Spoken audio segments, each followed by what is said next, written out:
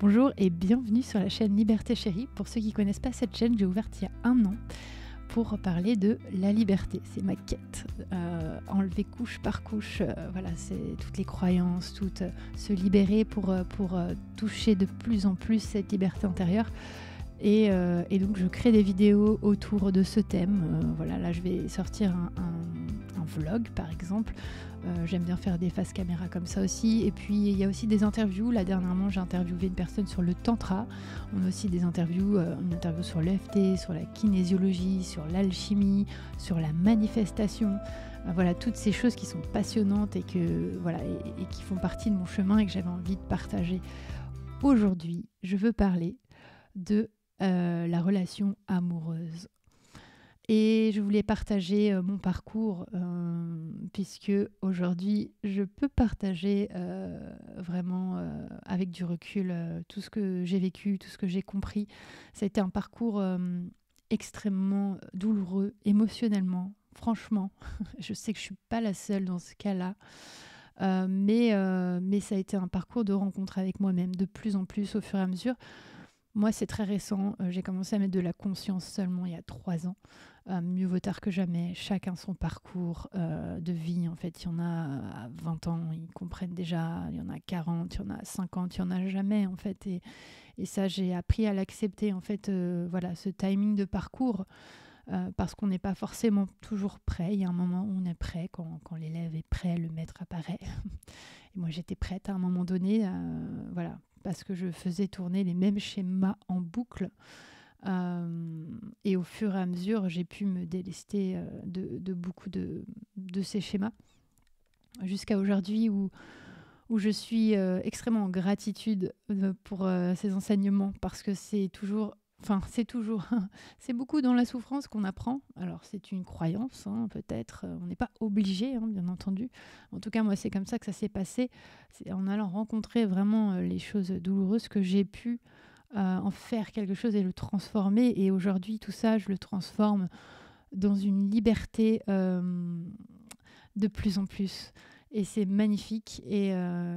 Et vraiment, le plus beau cadeau que j'ai aujourd'hui de cet enseignement, c'est la conscience que la plus belle relation que je puisse avoir sera toujours avec moi-même et avec l'univers, avec Dieu, et non pas avec quelqu'un d'autre, avec ce quelqu'un d'autre avec qui je pourrais partager ça, mais voilà. Si je pouvais donc résumer en 3 points vraiment les choses importantes, c'est déjà que l'amour ne se mérite pas. Non. Si tu es actuellement en train de réfléchir, de chercher, que tu es à l'extérieur de toi, c'est peut-être pas le bon partenaire, mais tu es en train d'apprendre. C'est parfait. Tu es en train d'apprendre, tu es en train de devenir la personne grâce à cette autre personne qui va pouvoir créer quelque chose de différent et attirer quelqu'un d'autre. L'amour ne se mérite pas, en fait. La plus belle chose, en fait, et je pense la plus grande guérison, en fait, c'est d'avoir cette conscience-là qu'on mérite aujourd'hui, tel que nous sommes, l'amour. Et qu'il n'y a que des pensées et des croyances qui nous font croire le contraire, qui nous font croire qu'on n'est pas assez ceci, on est trop cela, on n'est pas assez guéri, on n'est pas assez ceci. Enfin, c'est des croyances. La vérité, celle de l'amour universel, du cœur, c'est qu'on est parfait, chacun. Et c'est juste ça, en fait. Tout le parcours, c'est de se rappeler de qui on est. Parce que personne n'est parfait. Et après, on peut évoluer, mais on peut évoluer avec l'autre aussi. Donc vraiment, ça, c'est important. L'amour ne se mérite pas. L'amour n'est pas une quête à aller chercher. L'amour, on ne doit pas convaincre la personne. Non. Tout ça, c'est des schémas, c'est des blessures d'enfance. Et voilà, quand l'élève est prêt, le maître apparaît. Ça résonnera pour ceux qui sont prêts à entendre ça. Mais il faut aussi le temps de gérer émotionnellement ce que ça peut nous renvoyer quand on est dans cette situation, se calmer. Et moi, sur mon chemin, Là, ça fait vraiment 2 ans que je suis vraiment dédiée à moi, que je suis en relation avec moi-même et que je me donne les moyens. Et j'utilise beaucoup la méditation de Joe Dispenza, pratiquement de manière quotidienne. Et ça m'a vraiment aidée à retrouver cette sécurité à l'intérieur de moi. Et chaque fois que je respire et que je me rappelle, et que, en fait, dans ces espaces de méditation, on va vivre des choses, des connexions au cœur, qu'on va pouvoir, une fois qu'on sait où c'est, on va pouvoir plus facilement y aller à n'importe quel moment de la journée, une fois qu'on sait que c'est là, une fois qu'on l'a vécu. Et entre autres, sur les effets de la méditation. Et après, il y a énormément d'outils, la kinésiologie, aller dans un cabinet avec un thérapeute, en passant toujours aussi quand même par le corps, la danse intuitive. Voilà, il y a beaucoup d'outils quand on est prêt et qu'on a envie d'être vraiment avec soi-même, investi avec soi-même, pour aller se sentir reprendre son centre. Et tout ça, là, je parle d'un point de vue d'une personne au lien d'attachement de base, anxieux et évitant. Et ça, c'est capital aussi, c'est d'aller apprendre à se connaître, connaître ses schémas, ses liens d'attachement. Si vous voulez, vous avez le livre de Gwenaëlle Persio sur les liens d'attachement qui sont très bien expliqués. On a le lien d'attachement sécure, le lien d'attachement évitant, le lien d'attachement anxieux et le lien d'attachement désorganisé qui est à la fois anxieux et évitant. On rentre tous dans une de ces catégories. Et cette conscience-là nous aide à prendre en charge, en fait. À partir du moment où on est conscient des choses, quand on est prêt, ça nous permet vraiment de prendre en charge, en fait, sa guérison, parce que le début de la guérison, c'est toujours la conscience. La conscience. Donc voilà, le deuxième point qui est capital et tout le chemin de guérison. Alors ce mot guérison est toujours apprécié, mais en tout cas moi je l'appelle guérison, guérir mon cœur. Le plus important et le plus capital, c'est simplement une seule chose, mais une seule chose. C'est de se rappeler de qui l'on est, de se reconnecter avec sa valeur, savoir la valeur qu'on a. Et bien souvent, la souffrance, moi en tout cas que j'ai expérimenté, venait de cette inconscience de qui j'étais. Et le problème, quand on ne sait pas qui l'on est, quand on ne connaît pas sa valeur, quand on ne choisit pas qui l'on veut être, eh ben on se laisse définir par un partenaire ou une partenaire, par un boss, par tout l'extérieur. Alors que on peut décider à l'intérieur qui l'on est. Et ça, c'est la magie. On peut décider, on peut l'ancrer. Ça va peut-être pas se faire du jour au lendemain, mais il y a aussi les affirmations positives qui sont extrêmement puissantes parce que c'est vraiment encore relié à la pensée. Ce qu'on pense, on le vit, ce qu'on pense de soi. Et si on écoute nos pensées, on peut comprendre un peu mieux la vie qu'on a. Donc en changeant aussi ses pensées sur nous-mêmes. Donc ça, c'est vraiment capital. Connaître sa valeur. Et c'est tout le problème, c'est d'aller attendre et d'aller chercher et d'aller... Moi, c'est ce qui s'est passé pour moi et c'est extrêmement douloureux et c'est emprisonnant, c'est une chaîne en fait de remettre dans les mains de quelqu'un d'autre en fait cette valeur-là. Donc tout ce chemin de guérison, c'est juste une chose. C'est peut-être même pas de guérir l'attachement anxieux, même si c'est important et voilà, parce qu'on a tous envie, je pense, d'être dans une belle relation sécure avec nous-mêmes avant tout. Mais la première chose, c'est de se rappeler qui l'on est. Et il y a encore plein d'exercices à faire. Il y a aussi de devenir aussi ce partenaire, même si on est en relation, on peut le faire. C'est d'imaginer par exemple qu'à côté de nous, il y a notre double. Mais il y a notre double beaucoup plus bienveillant, notre meilleur ami. Et d'imaginer comment en fait on aimerait qu'il nous parle. Et de se dire ces mots-là. De se les dire. Si par exemple vous êtes dans une relation et vous souffrez parce que vous attendez de l'autre quelque chose, faites une chose simple. Allez devant le miroir, regardez-vous et dites-vous tous les mots que vous aimeriez entendre de l'autre. Vous le répétez. Vous les répétez tous les matins, tous les soirs, jusqu'à ce que ça rentre dans votre subconscient. Vous vous répétez, vous regardez dans l'œil gauche, parce que l'œil gauche, ça tape encore plus dans le subconscient, c'est scientifique. Et vous verrez les changements dans votre vie.